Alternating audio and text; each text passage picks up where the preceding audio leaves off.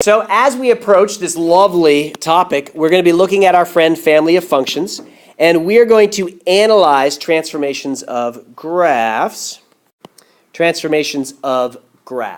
So let's first off define the one thing, is we have something called translation. Now in normal everyday English, we just mean to translate from one form to another, from English to Spanish. Yo quiero chimichanga. I would like a chimichanga, right? All right, so that's in one form, state, or appearance right here. In math, what translation means, and please circle this, because we're shifting. Holy shifting, Batman. What we're doing is starting out with a parent function. A parent function is a very basic form of the function. And you are either shifting it horizontally or vertically, or sometimes even both. But what we're not doing is stretching or compressing. We're not changing the shape. We're changing a location. Okay, so let's see. We have two types of translations. Either we have a vertical shift. That means we just take the whole thing and move it up or down. Vertical translation. Hence, on the other side of the coin, we have our friend the horizon, horizontal. If you forget what horizontal means, just think you're on the beach, you look out over the horizon, it's a flat line there. Give you a moment. Now what about vertical shifting? Now here, the family of functions, this right here is our friend the function. This is my function, f of x. Notice outside of that function, something is happening. And like I said earlier, whenever you have something outside the function, something over here or something over here, that adjusts the vertical. So whenever I add k, add something, and notice k is greater than 0. So in other words, I'm adding positive numbers. In this case, it is going to do a vertical shift up. So using your noggins, little gray cells, we know that when you subtract k, you're going to shift the thing downward. Anyone know? All right, so horizontal shift. Now, eyes on deck, because this is counterintuitive. Notice when you are subtracting inside the parentheses. When you're subtracting, it's actually moving it to the right. So this one is counterintuitive. The stuff inside is doing the opposite of what you think. So if I'm adding something to my internal function, then what that's doing is shifting it to the left. So anything that happens inside the function, whether multiplication or adding or subtracting, is adjusting horizontal. Anything that's happening outside the function, multiplying or addition, that is going to be a vertical, either shift or compression, which we'll look at momentarily. Very first one right here. So let's sing this one. Here are the functions y equals 2x and y equals 2x minus 3. Are they related? How are the graphs related? So the first thing I'm going to do is evaluate, and then you're going to tell me to shut up because it's going to get stuck in your head. So when I substitute -2, I get -4, and here I get -2 and 0 and 2 and 4.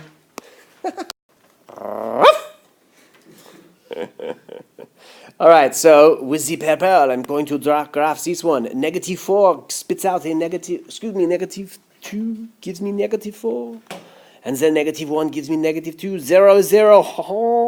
1 is 2 and 2 is 4. And then, that's ugly.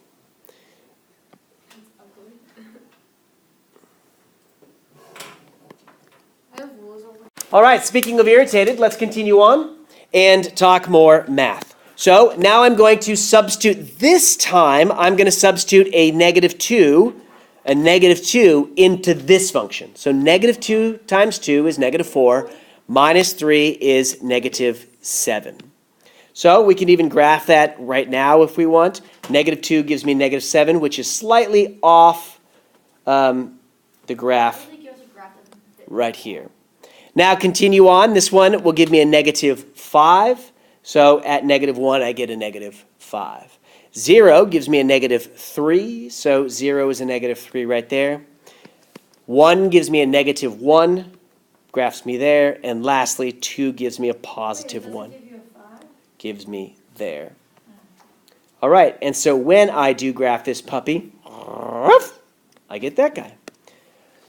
Now, of course, not only do we do something, but we reflect back on it, and that's true for all of life. When you do accomplish something, go back and look after and see how well you did. So for each of these up here, we're going to analyze if they're true or false. So each output value for y equals 2x plus 3, so the green, is always 3 less than the corresponding output value of the 2x. Is that true?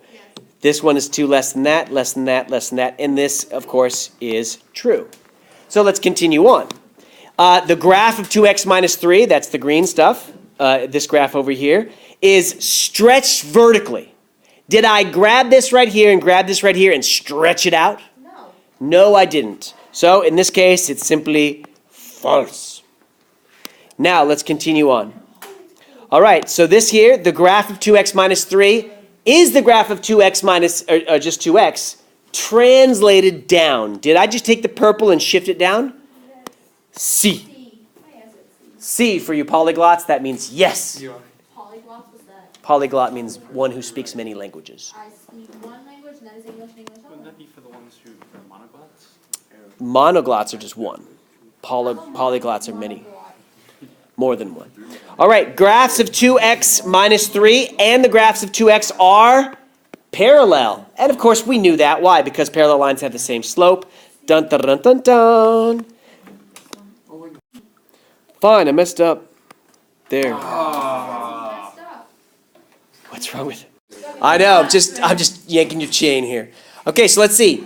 The graph here shows the projected altitude of f of x of an airplane scheduled to depart an airport at noon. If the plane leaves 30 minutes early, what function represents the transformation?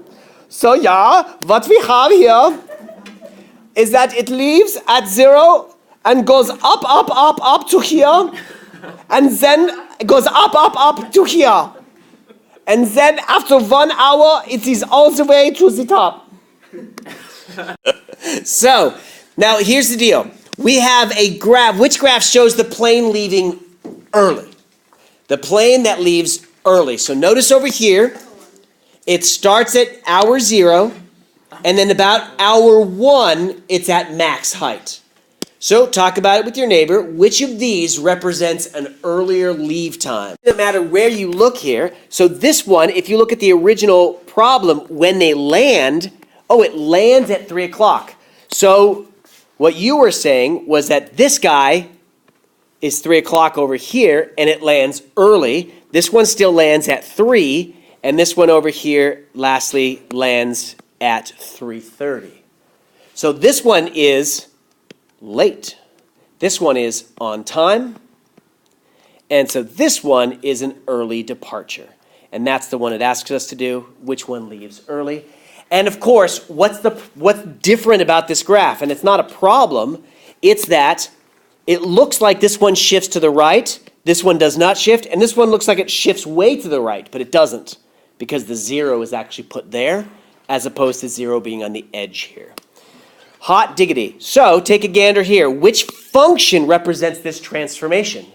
Is it f of x plus 30? Is it f of x minus 30? Is it f of x plus half? Or f of x minus half? Right, so we can instantly eliminate this and this because 30 hours is not the case. It's one of these two. So which one is it? Are we adding half or subtract? Now my instinct says subtract, but remember what I said. Anything that's dealing with the inside has to be opposite of what you're thinking. Okay? So if you want to shift the graph left, you have to add. So here's the answer. If you want to shift the graph left, you add. So if we did 2 columns,